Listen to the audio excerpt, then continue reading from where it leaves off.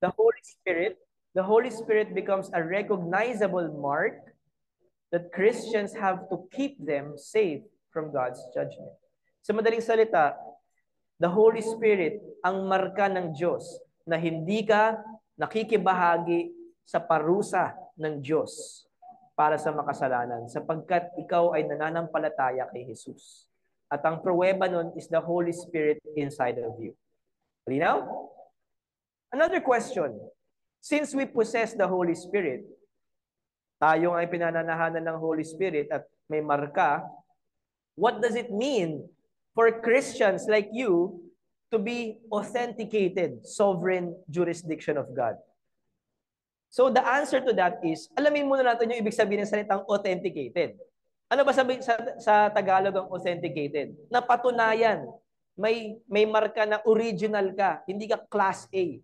So to have a seal is to authenticate something or someone as legit or authoritative. May otoridad ka in a religious sense. Okay? At yung pagiging legit natin at yung authority natin ay dahil tayo ay jurisdiction ng Diyos or teritoryo ng Diyos kung saan siya ay may kapangyarihan at karapatan na mamuno at mamalakad. Okay? This seal bears the power and authority of the king and the whole kingdom. Christians who have the official seal of God have also been given stewardship authority for the purposes of the king. Basically, Christians represent God, our King, here on earth as citizens and priests of His kingdom. The church, who is composed of spirit-indwelt and regenerated believers, becomes a sovereign territory. Hindi lang yung church, pero ikaw mismo individually. So as a Christian, let me ask you, nagahari ba si God sa iyo? Teritoryo ka ba ni God? Okay? Kapag teritoryo ka ni God, gobyerno ni God, paghahari ni God, leadership ni God, ang 100% sa iyo. Hindi na ikaw. Yun ang ibig sabihin nun. And also, you are protected from the enemies of the king as long as we bear the seal. If Satan and the demons attack you or try to tempt you, you have God's protection because you have the Holy Spirit. And you are also again protected from God's judgment of sins. Basahin nga ng lahat yung question.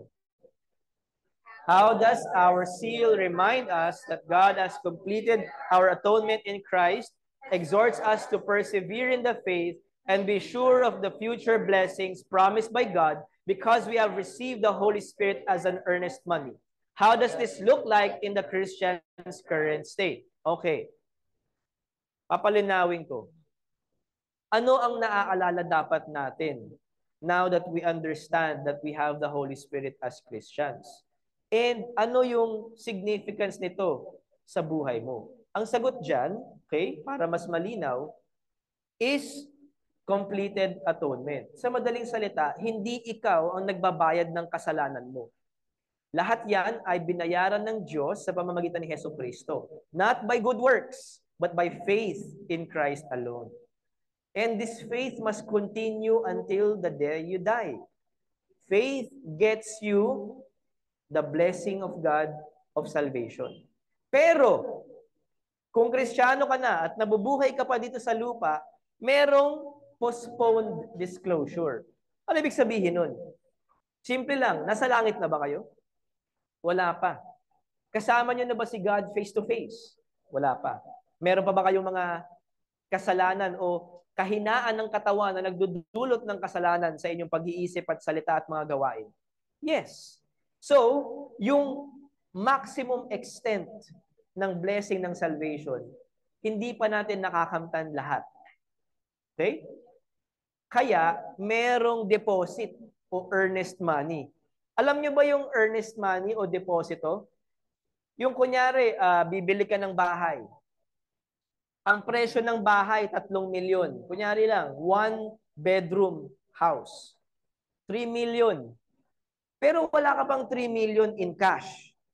So, hihingi ngayon yung nagbebenta ng down payment sa'yo. O magbigay ka muna ng 10% down payment. Ano ang 10% ng 3 million?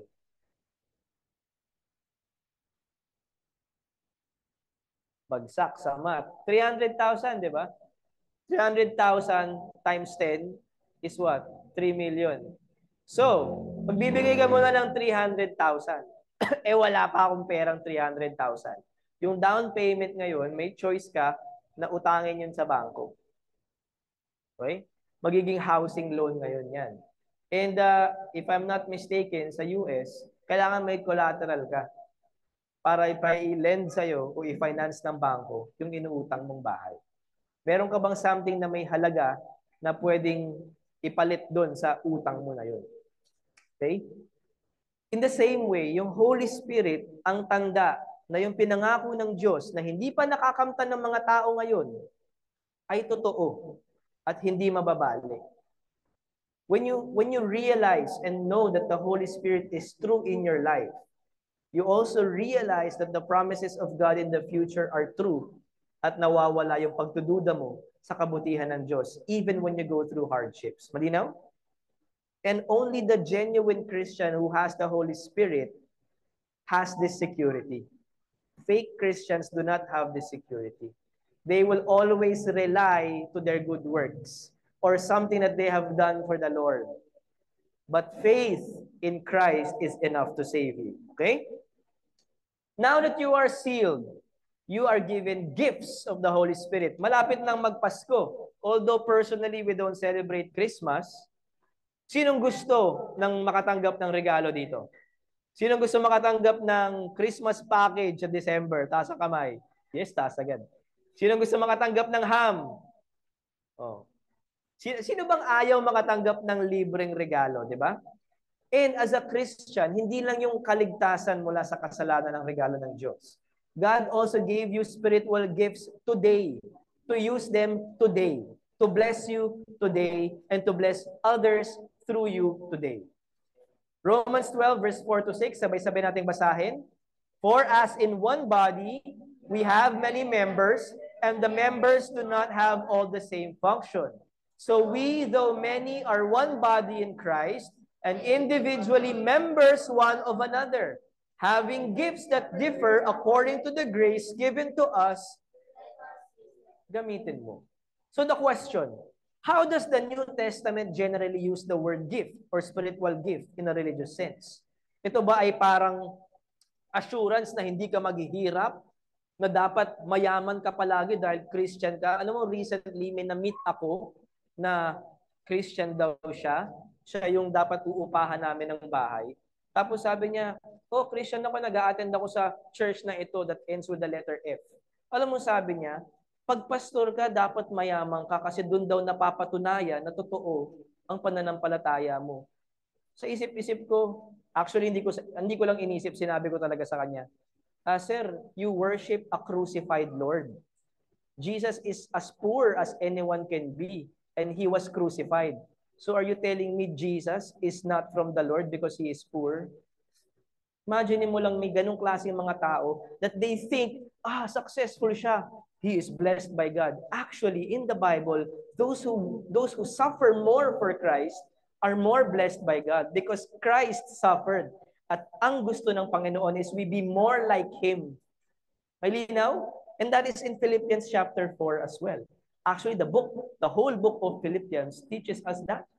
So, ano ngayon ang ibig sabihin ng gift?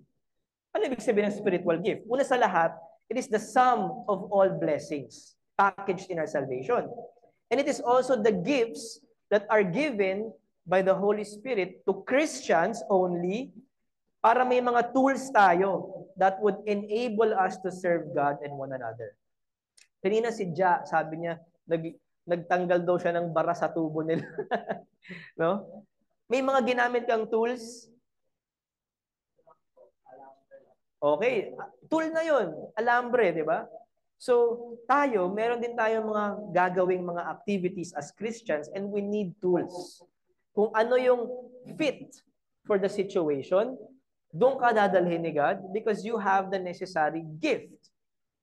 Okay, malinaw ba yun? Not everyone has the gift of teaching, gift of knowledge. Some, normally, Christians originally or initially have the gift of giving, gift of faith. Yan ay mga magagandang regalo pa rin.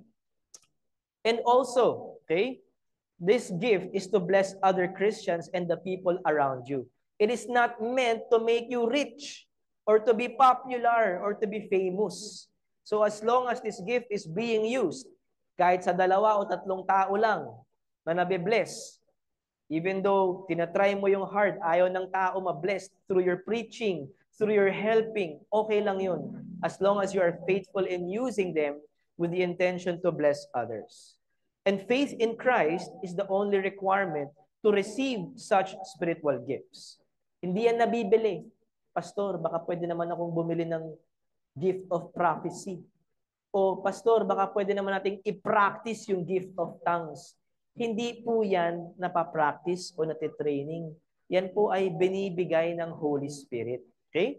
At may iba-ibang mga gifts ang Holy Spirit para sa bawat tunay na Kristiyanong pinapanahanan niya. So if you don't have the gift of the Holy Spirit and you think you're a Christian, medyo magtanong ka na, baka wala yung Holy Spirit sa iyo.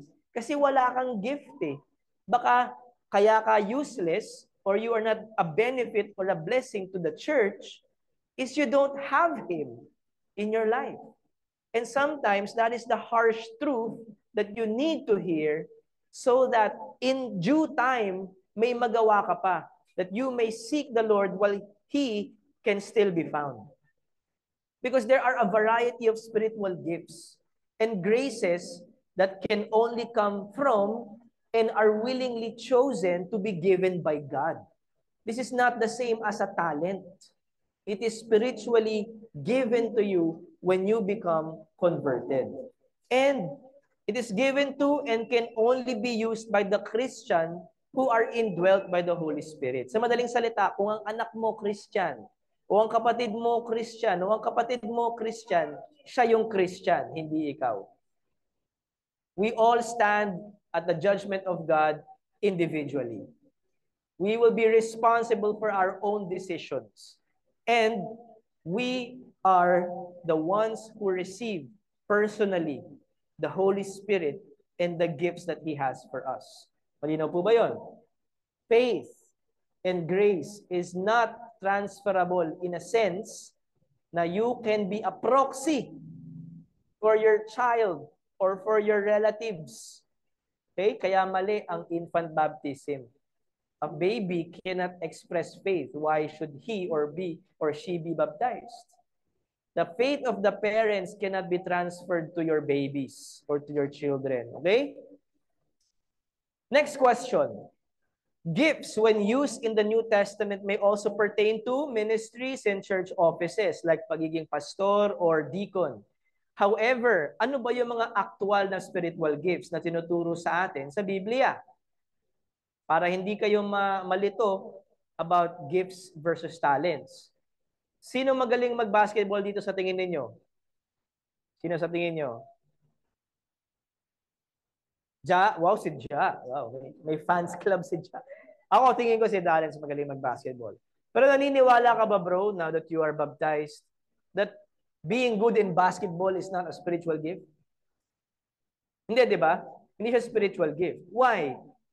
Because the spiritual gift is something that is given to you by God and may benefit sa church. Okay? Ang talent pwedeng maging benefit hindi lang sa church or sa kung ano man. And it's a good thing. But spiritual gifts are unique, divinely unique. For example, gift of knowledge of the Bible, gift of teaching, gift of exhortation or wisdom. Before I was a Christian, I don't even like reading. Ay, hindi, nagbabasa na pala ako nung bata ako.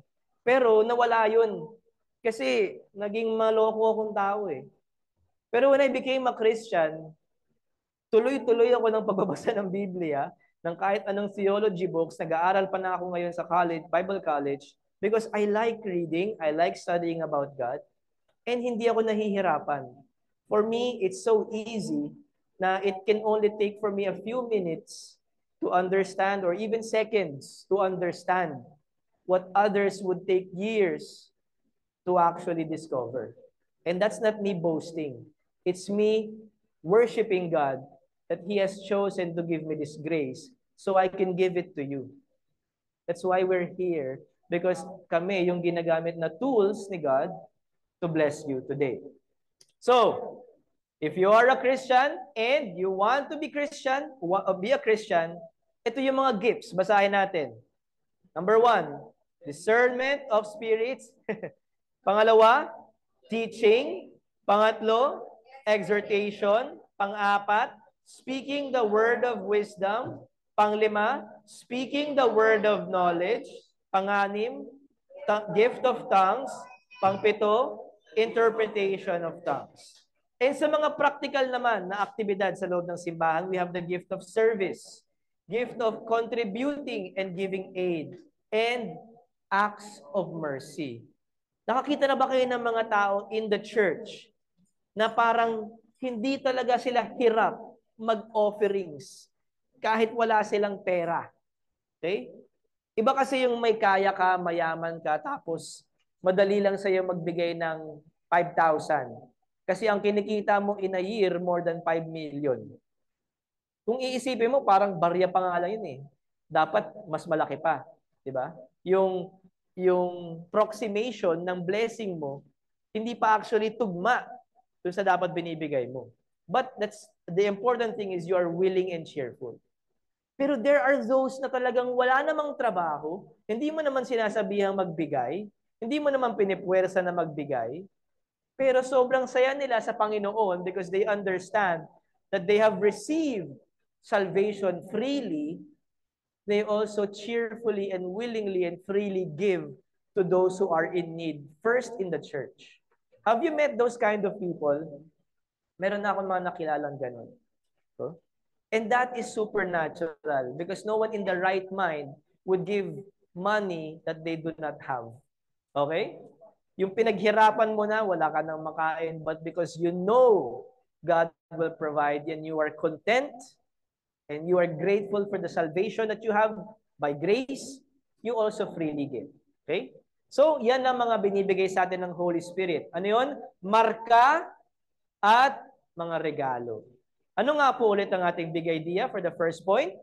Bilang mga santo, tayo'y minarkahan, niregaluhan, ginagawang banal ng Diyos, at bilang pare ay lalago at magbubunga ng makadiyos na karakter, mabubuting gawain at mga disipulo. On to our second point. Ano nga yun? The New Covenant Saints. Sinong nakakaalala ng ibig sabihin ng salitang covenant? It starts with the letter A, English. 3 syllables. Wala? Sirit. Ang makahula, may prize.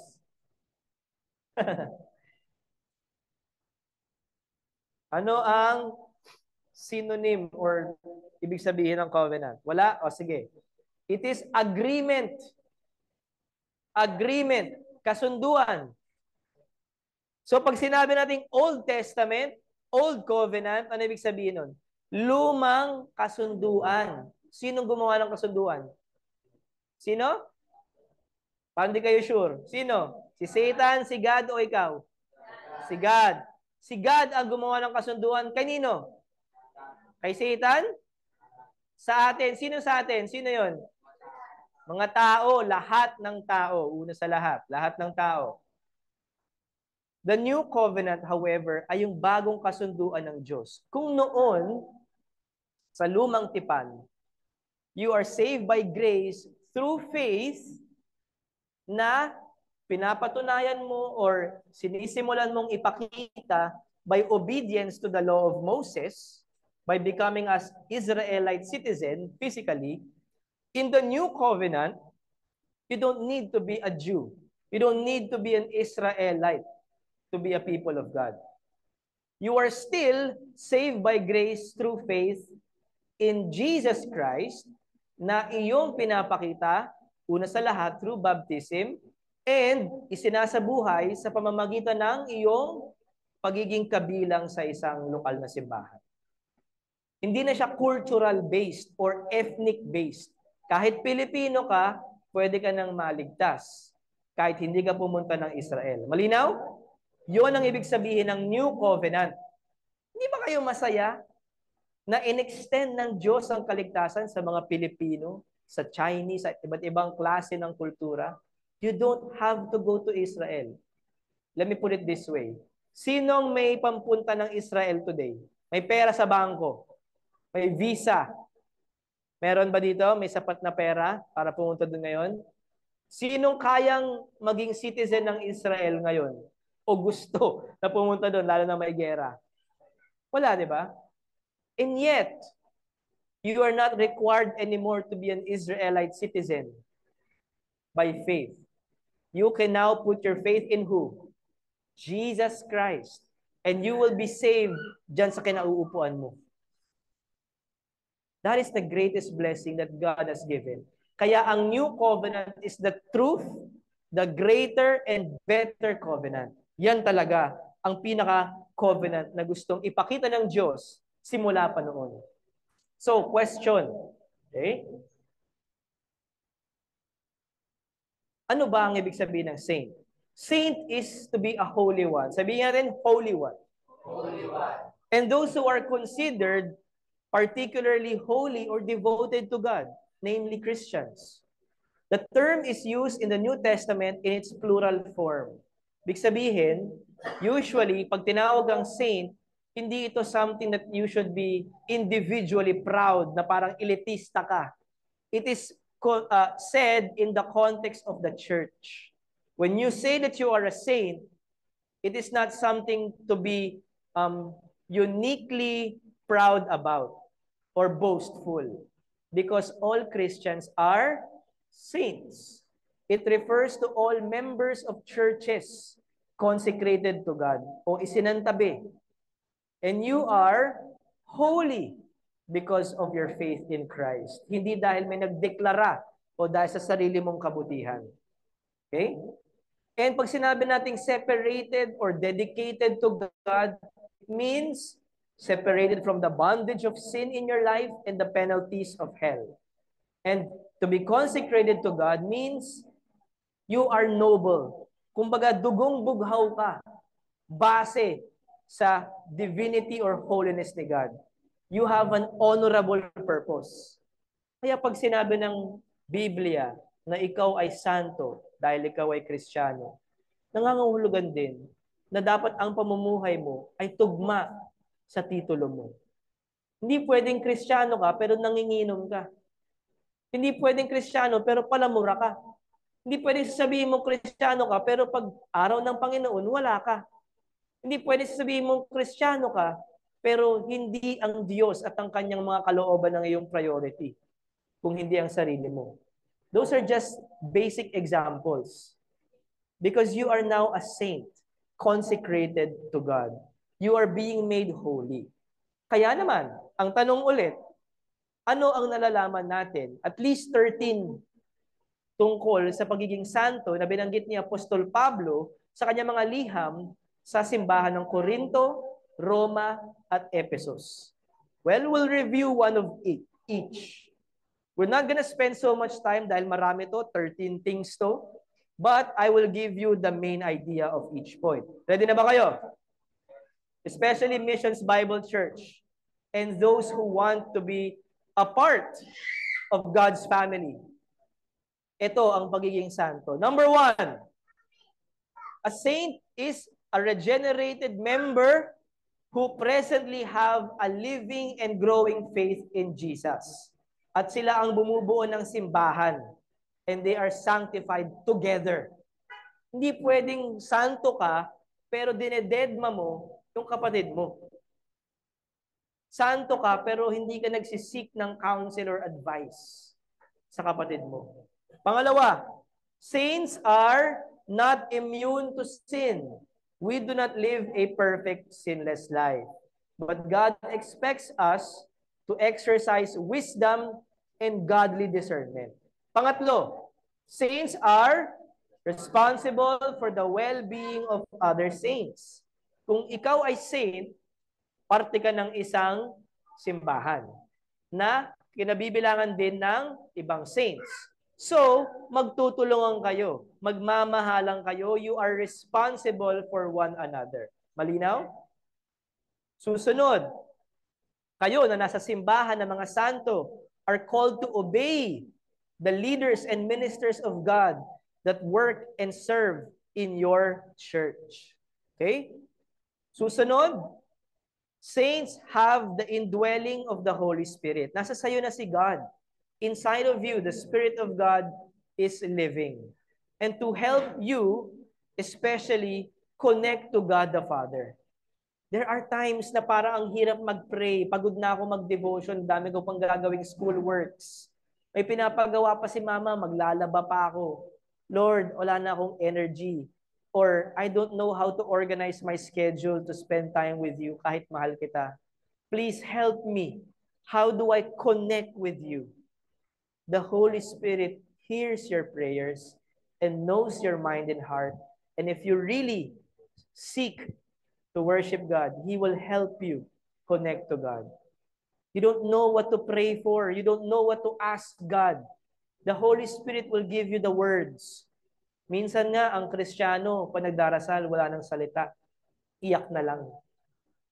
Because they are touched by the Holy Spirit. Ungol na lang.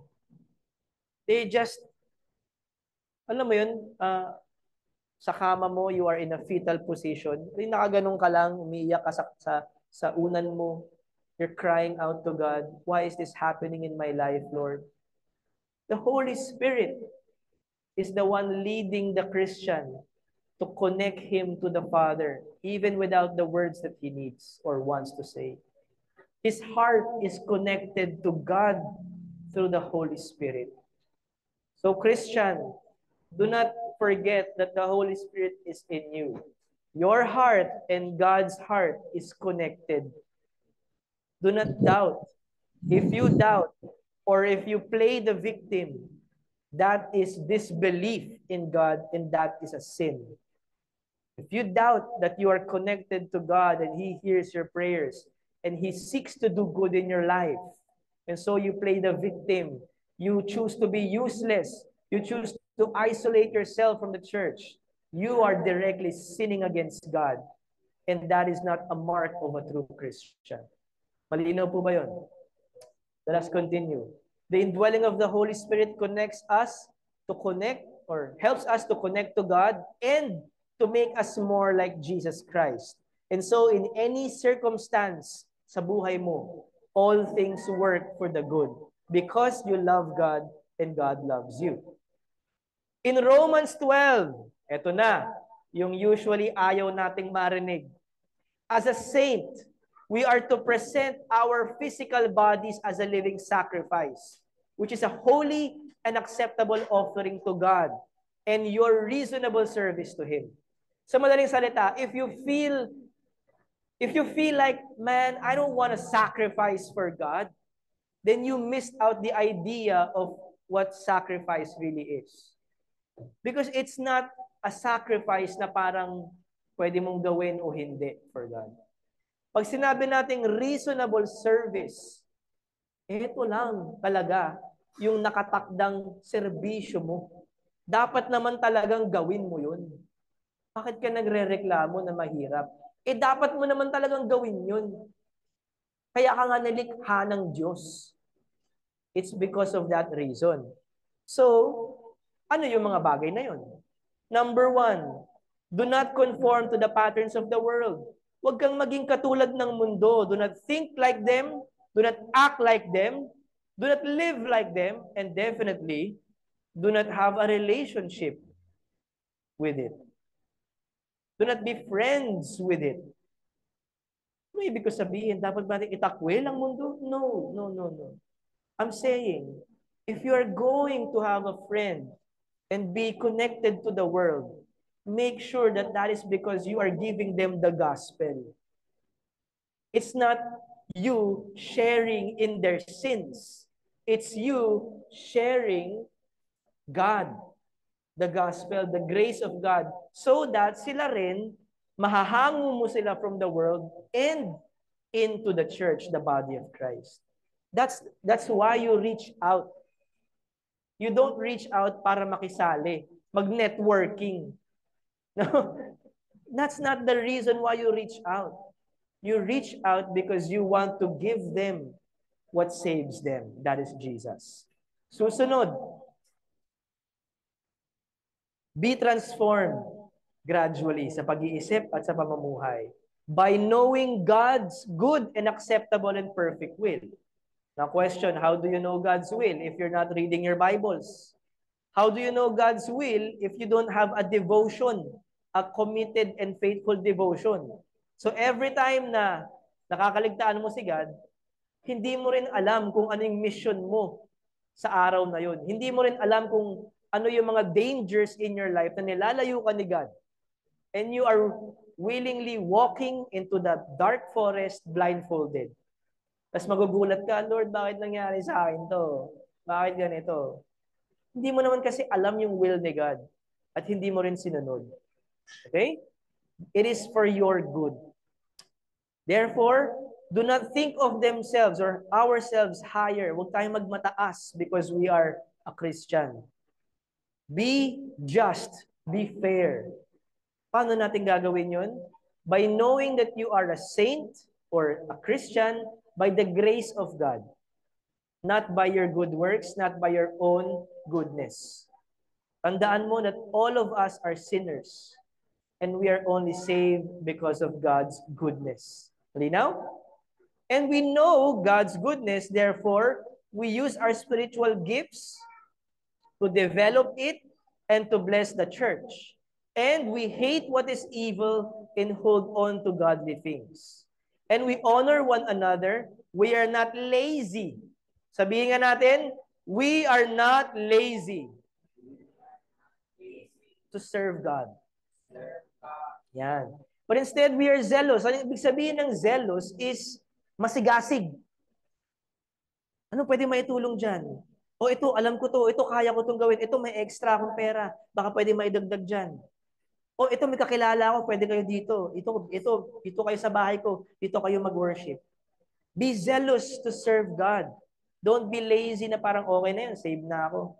Meron namang mas mayaman sa akin eh. Sila na lang magbigay. Kami mahirap kami, maintindihan ng Diyos yan. What you're showing there is your lack of faith in God. It's not that God needs something from you. The church will survive without selfish people, without lazy people. Pero ikaw, what credit does it have to you on Judgment Day?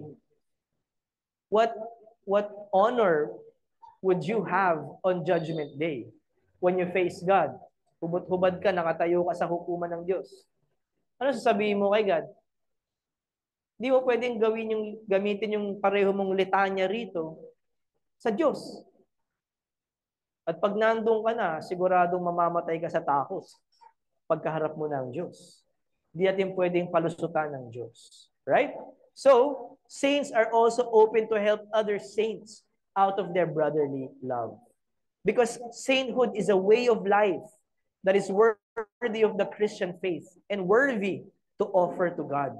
Your way of life as a physical living sacrifice to God is your offering to God. And we are to be grateful for the blessing of fellowship in the church among the saints. Huwag mong sabihin sa Diyos na pwede bang ako na lang ang ligtas? Huwag natin isama itong mga to. Kasi puro problema ang dinudulot nitong mga taong ito sa buhay ko. Imbis na tulungan ako, imbis na ako mabless, imbis na ako mangutang, ako pa na. Diba? That's not the right way to think. Or wala akong nabe-benefit dito kasi walang aircon eh, masikip. Walang magandang kids church o walang pamasahe, mapakalayo ng lugar, mainit. Kung gano'n ang pananaw mo, sino kaya ang hari sa buhay mo? Tingin mo. Baka yung sarili mo. Kasi ang iniisip mo is, where should I go para mag-benefit ako, mag-bless ako? As a saint, ang priority mo is God and the church. Next. Dati, separated ang mga saints from Christ, but now we are in Him. And we are in equal footing with believing Israelites because of the apostolic gospel. Susunod, ang mga santo, lingid sa kaalaman natin bilang mga Pilipino at sa ating mga tradisyon, is not a separate or higher class of Christians. Hindi yan idinideklara, tapos maririnig mo sa TV Patrol. Ang batang ito ngayon ay ginawa ng santo, ni ganito, ganyan, ganyan. No, man. In the Bible, if you have faith in Christ and you are a Christian, you are a saint declared by God Himself, not by human beings. Kahit ayaw nilang maniwala sa iyo na saint ka, God knows you are a saint. Because again, you have the Holy Spirit and your heart is connected to God's. Malinaw ba yan? God is the one declaring you to be a saint by your faith in Jesus Christ when you hear the gospel.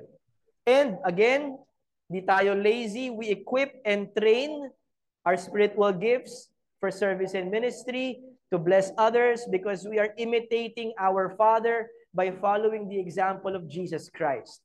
And that is because we are God's beloved children and we love God. Gumagawa ka ba? Kumikilos ka ba?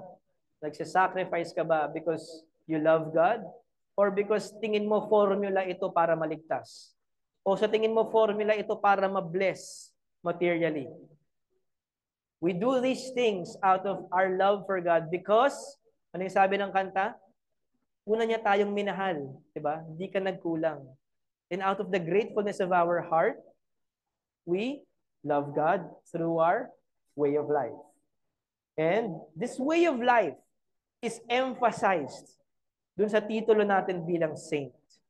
And isa pang ini-emphasize o hina-highlight nito is the purpose of God to conform us. Ibig sabihin, hulmahin, ihubog sa imahe ng kanyang anak na si Jesus at talunin ang impluensya at kapangyarihan ng kasalanan sa buhay mo. It doesn't mean you'll be perfect, but it means as a Christian, you'll become more and more like Jesus Christ. And people who do not even know who Christ is, who reject the gospel, wala silang masabing masama laban sa iyo. Because they see in your life, they hear in your words, nakikita nila sa Facebook timeline mo, may pagbabago. Nagbago nga siya. Not perfect, pero dramatic change. It is an evidence that God is true in your life.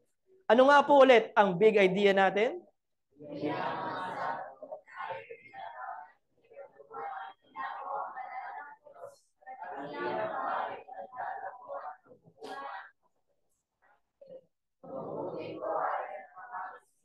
Perfect. Perfect na perfect. Nagigets nyo na ba? Unti-unti, nakukuha nyo ba? Well, kung hindi kayo actively listening, you're not understanding it. But for those who are really listening, I'm sure you're supposed to understand it by now. Pero let me help you further. Third point, hindi lang tayo mga santo, tayo rin ay mga New Covenant priests. Okay? Ulitin nga natin, New Covenant priests. As a Christian, as a saint, as a member of Missions Bible Church, we live by our covenant. Sa likod, nakikita niyo yan? Yan yung covenant ng simbahan na ito. At yan ay mula sa Biblia. Okay? And in the way we live our saintly lives, we also serve our priestly duties hango dyan. Okay? So how does it look like? Simulan muna natin sa Biblia. 1 Peter chapter 1, verse 22 to 23. And chapter 2, verse 4 to 5 and 9. Can you read this with me? 1, 2, 3. Having purified your souls by your obedience to the truth for a sincere brotherly love, love one another earnestly from a pure heart, since you have been born again, not of perishable seed, but of imperishable, through the living and abiding word of God. As you come to Jesus, a living stone rejected by men, but in the sight of God, chosen and precious, you yourselves, like living stones, are being built up as a spiritual house to be a holy priesthood, to offer spiritual sacrifices acceptable to God through Jesus Christ. Wait, tingnan muna tayo. But you are a chosen race, a royal priesthood, a holy nation, a people for his own possession, that you may proclaim the excellencies of Him who called you out of darkness into His marvelous light. At yan, patulong naman, nawawala. Thank you. Hello, sound check. Right, so sa binasa natin, this is referring to our priesthood. Ini-explain sa atin ni Pedro, paano tayo naging pare at ano ang trato sa atin ng Diyos and what does it look like sa ating pamumuhay. Question, ano ba ang ibig sabihin muna ng priest? Ang priest mula sa salitang hieros means someone who offers sacrifice or has the charge, yung katiwala siya ng mga bagay na mula sa Diyos o gawain sa Diyos. At lahat ng mga kaluluwang nilinis dahil sa kanilang pagsunod sa katotohanan ng Ebanghelyo ng Panginoong Hesus ay ginawang bagong nilalang at tinatawag na pare. Individually, tayo ay ikinukumpara sa isang buhay na bato or living stones. However, ang titulo ng pagiging pare ay commonly used to refer to the collective of regenerated and baptized believers, which is the church. Sapagkat ang simbahan ay ang holy priesthood, ang spiritual house, at ang templo ng banal na espiritu mula sa Biblia. Now, ang pagiging pare o ang ating pagkakapare ay ibinibigay sa lahat ng totoong Kristiyano. At nahahanap natin ito o nagsisimula ito kay Kristo, ang ating dakilang saserdote o punong pare. The church is only composed of priests. So if you are not a priest, you are not part of God's church kahit ilang taong ka ng miyembro o nag-a-attend sa isang simbahan. If you do not accept or you have not received the Holy Spirit so that you can serve as a saint and a priest, whether you are a part of a church or not, when God looks at you, He knows that you are not part of His church. Kaya in the Bible, sinasabi sa Mateo or in the Gospels na God on Judgment Day will reject some or most people who claim to be Christians. God, through Jesus Christ, will say, "Depart from me, I never knew you, you workers of iniquity." Okay? And these are referring to people who thought they were saved, who thought they were Christians because they're doing good things for God. They're doing good works for God. Okay? So the Bible does not continue or reinvent or replace the priesthood in the Old Testament. Hindi rin siya gumagawa ng bagong priesthood para sa atin ngayon. But rather, ito yung pagbunga o pagsibol ng tinuturo ng Diyos sa Old Testament na naisakatuparan na sa bagong tipan. Sa madaling salita, ang mga Israelites noon, ang tinuturing na pare para sa buong mundo, para makilala ng buong mundo sino si God. Sa New Testament, tayo na yun.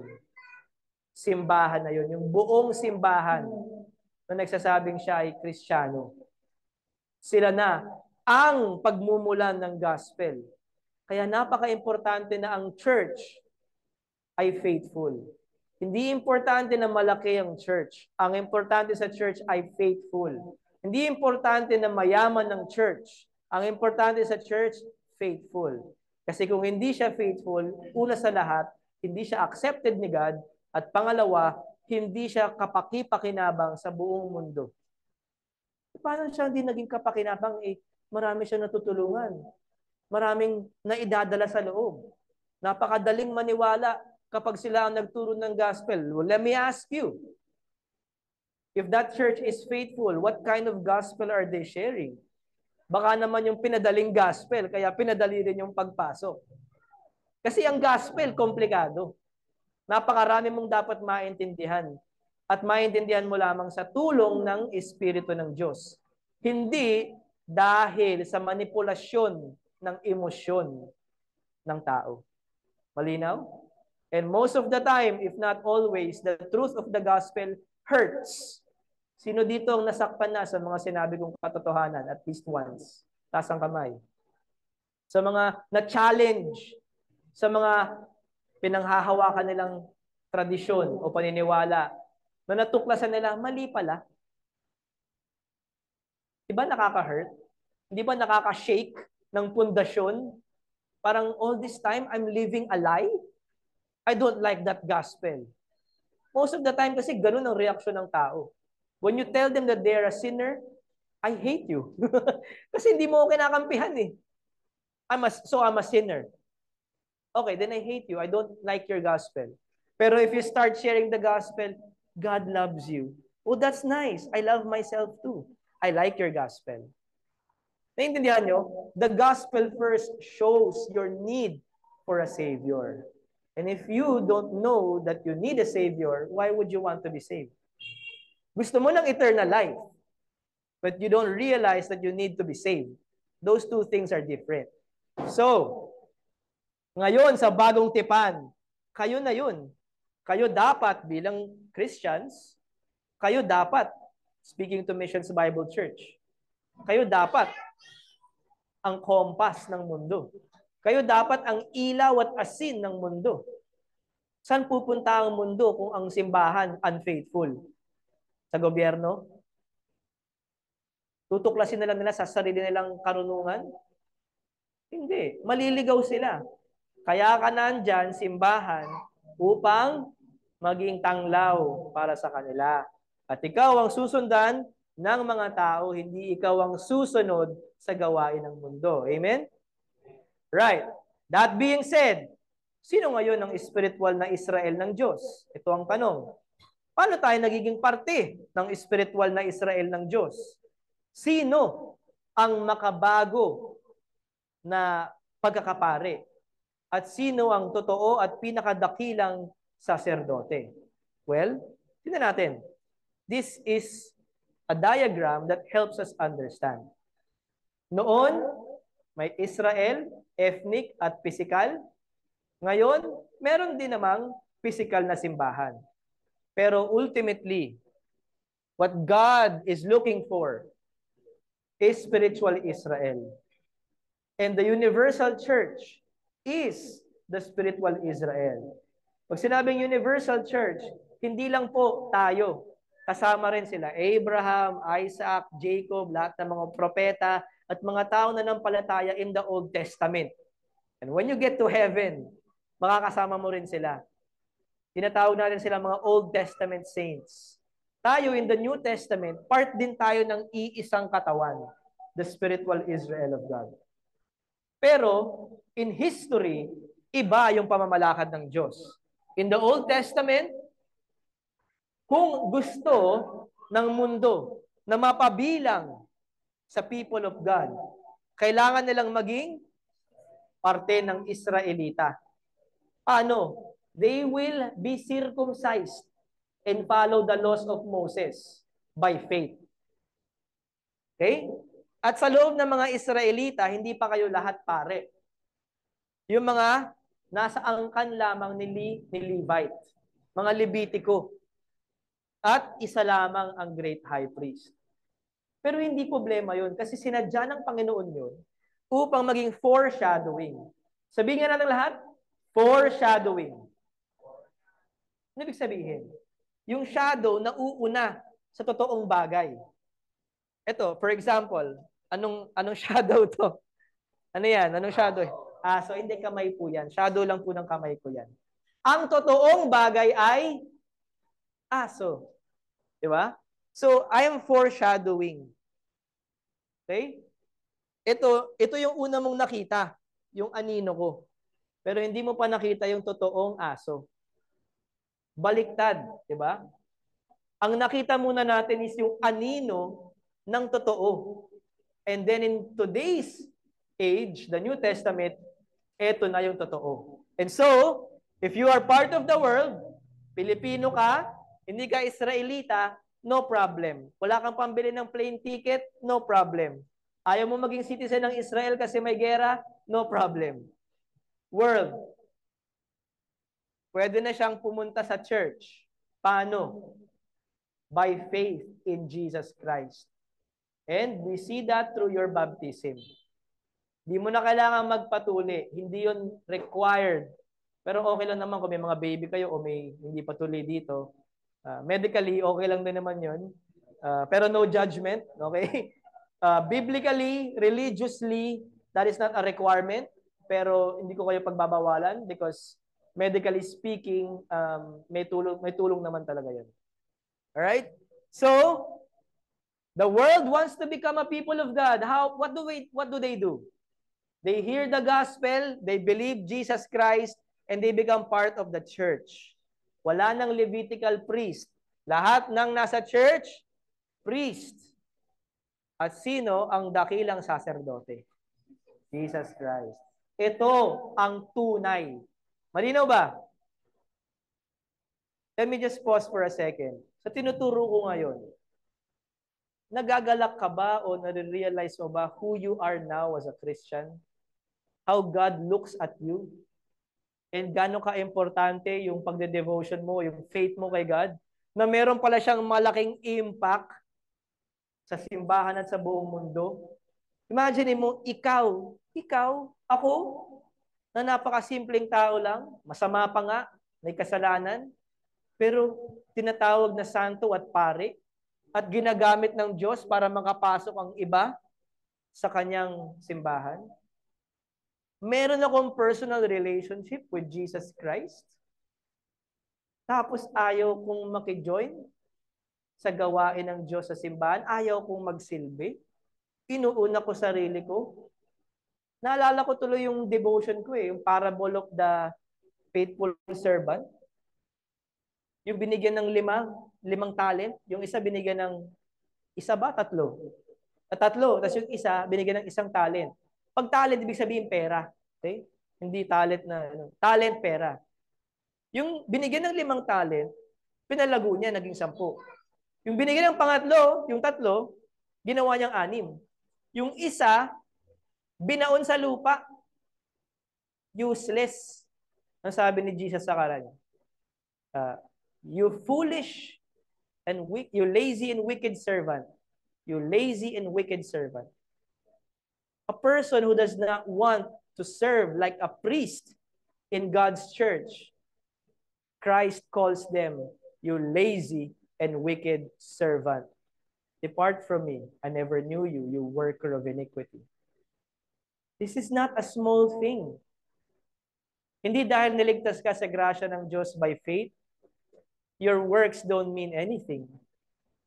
Your works prove the truthfulness of your faith. And without the works, what does it say? The faith is not true. The faith is dead. Dead faith cannot save. And that's in the gospel, the book of James. So, ito ang kahalagahan ng pagiging pare. Question. Because all believers are new covenant priests. And what are the spirit? Wait, time out. Nakakatawa yung anak ko.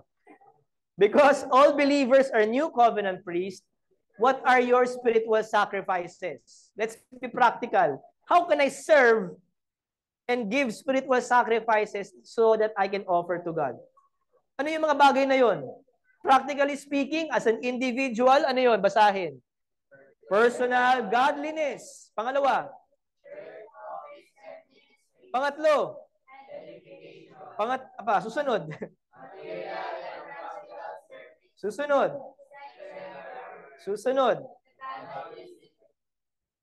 Alam ko narinig nyo na yung mga ibang words, pero naintindihan niyo ba yung ibig sabihin ng edification? Encouraging, building up. Hindi lang yung moral support. O, kaya mo yan, tol. Wala kang makain, kaya mo yan. Tapos alis na. Wala kang pambayad ng utang, wala kang pambayad ng kuryente, I'll pray for you. Hindi ganun ha. When we say we build them up, kasama yun. And more importantly, pag naliligaw na ang kapatid mo, hindi mo siya kakastiguin, ayan talaga, anak talaga ng demonyo yan. Sabi ko na eh. May sa demonyita talaga yan eh. Alam ko na eh. Napatunayan ko din. Di ba? Hindi ganun ang heart natin. We are encouraging, we're building up. Pag ginawa mo yun, anong ginagawa mo? You're destroying your brother. Di ba? So, when I see someone like Nako, kukunin niya tong ano na to, direction na to. Nako, yung pinili niyang direction, papalayo kay God. Alam ko masasaktan siya, pero personally, kakausapin ko siya at sasabihin ko yung dangers ng ginagawa niya. And if he repents, well and good. If not, I will tell it to 2 or more and then to the church. That's edification. Even church discipline is edification. Building up, restoring someone. And, ito, napaka-importante nito, especially to those who want to belong to a local church. Paano nagsisilbi ang buong simbahan at nagbibigay ng acceptable spiritual sacrifice kay God? Basahin, in a congregational church government. Isa pa, in a congregational church government. Ano ibig sabihin nito? The word congregational, wala yan sa Bible. Okay? Pero the word congregation is in the Bible. Okay? Ang ibig sabihin yan, ang simbahan na biblical, na mula sa pagsunod, faithfully in the Bible, hindi iniiba ang pamamalakad ng kanyang simbahan. Hindi ang pastor ang boss, ang buong membership. If a church has no membership, hindi niya kinikilala ang pagiging pari mo. If a church has no discipline, hindi niya kinikilala ang pagiging santo mo. Kung ang church ay ang namumuno dito ay mga piling tao lang na hindi mo makausap, hindi niya rin ino-honor yung sanctification ng buong church. Siya ay nagmamataas. Siya ay umaacting na parang Diyos-Diyosan. A church like that may grow rich, may grow in numbers, but it will remain to be unfaithful and unhealthy. You will produce people who think they're Christians when in reality, they're not. Or people who are true Christians but are malnourished of spiritual truth and so they fall away. Okay? Ang pagiging Kristiyano ay hindi madali.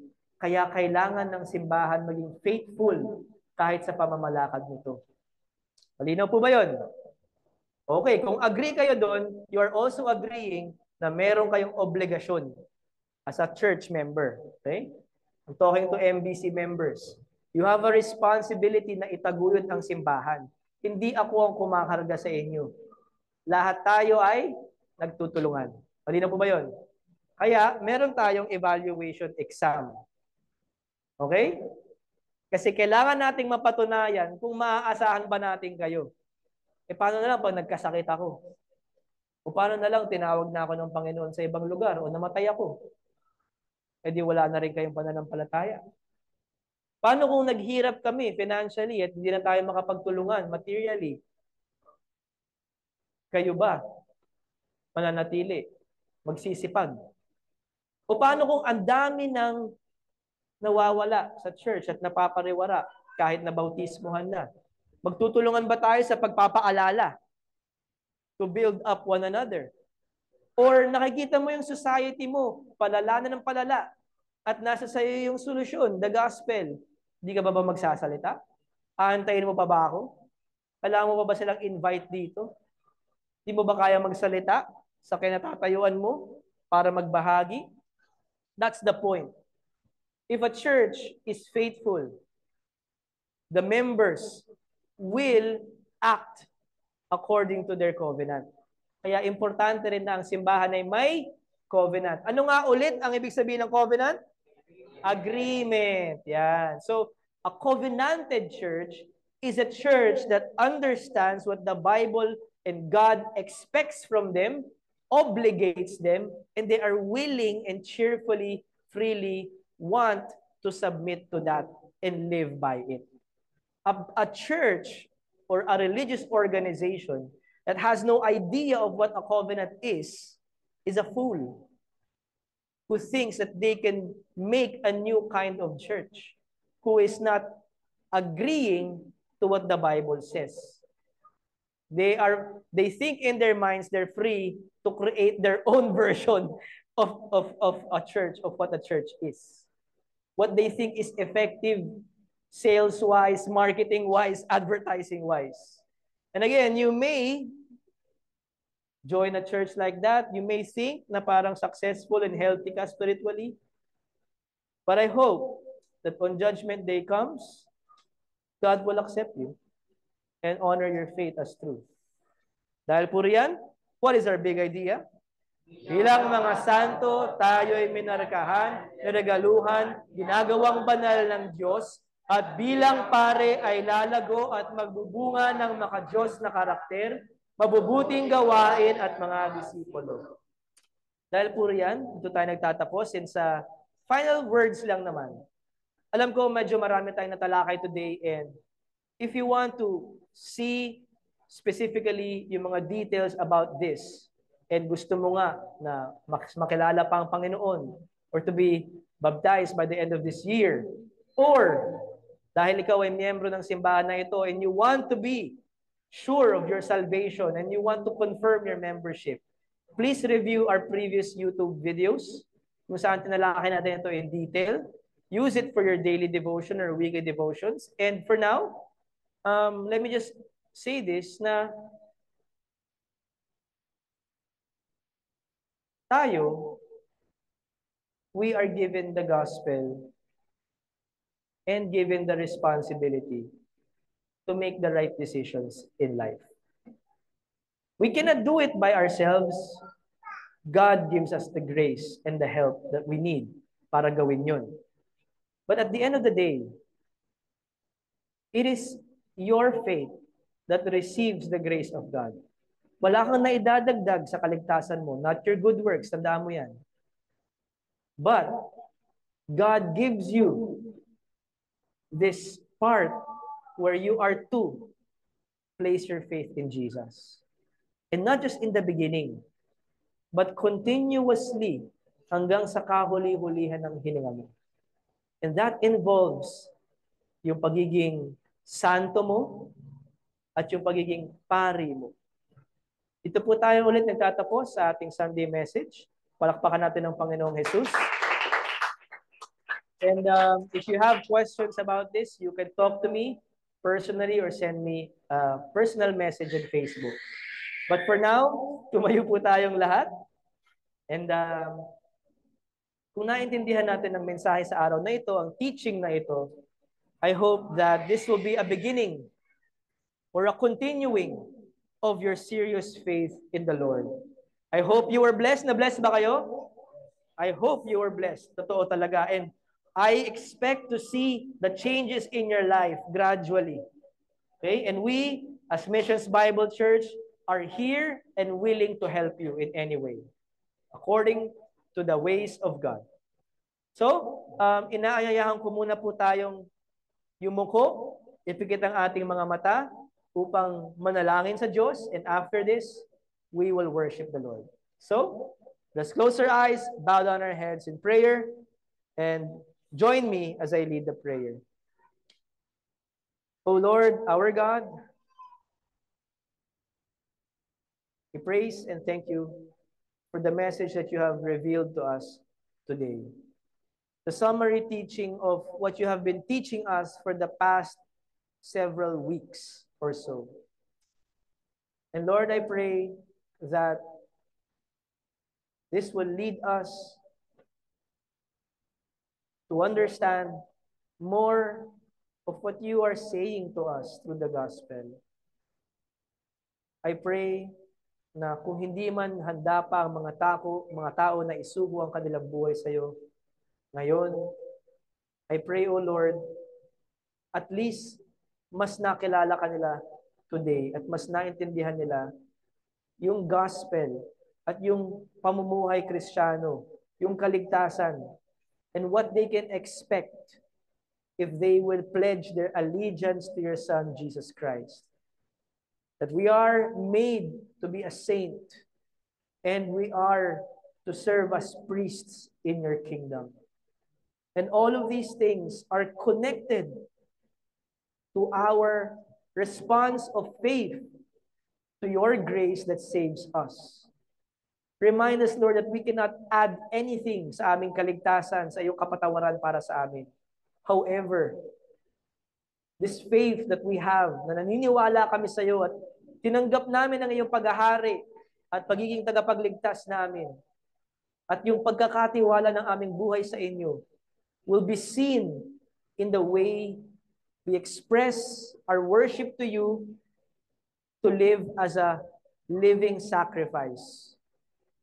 That we take advantage of being acceptable in your sight, O God, by seeking to be zealous in doing good works, showing love to the church, and sharing Jesus Christ to the world.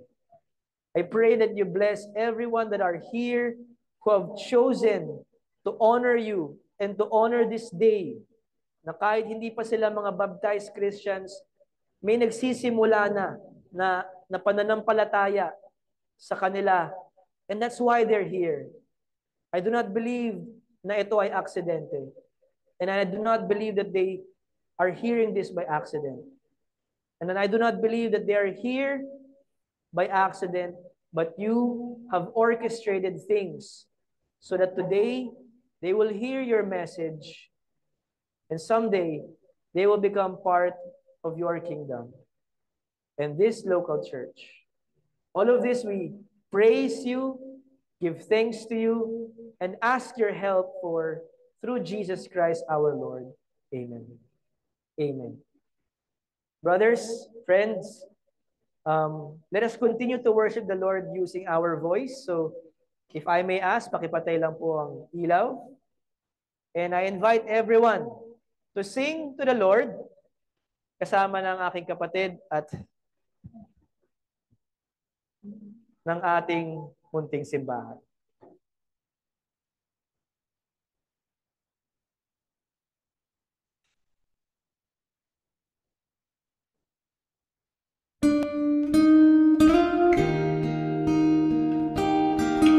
Pagkatapos sinabi ni Jesus sa kanila, humayo kayo sa buong mundo at ipangaral ninyo ang magandang balita sa lahat ng tao. Marcos chapter 16, verse 15.